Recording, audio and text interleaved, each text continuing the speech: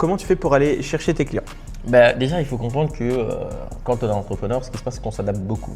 On s'adapte beaucoup, donc c'est-à-dire que tu peux commencer avec du bouche à oreille. Je pense que c'est le moyen que tous les petits, on va dire les jeunes entrepreneurs, ils commencent par ça, pour se faire connaître par ton entourage.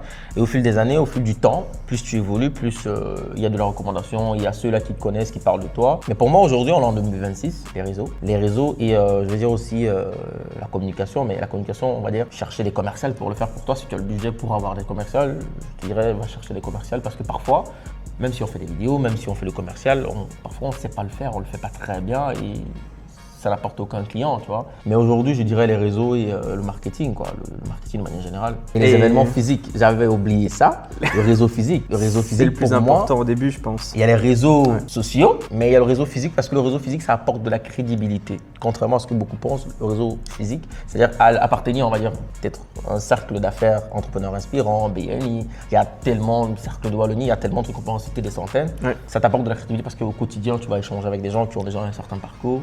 Et il n'y a pas seulement le fait de l'acquisition client qui entre, il y a aussi ce côté où, on va dire que tu es avec des aînés qui te portent sur certains projets.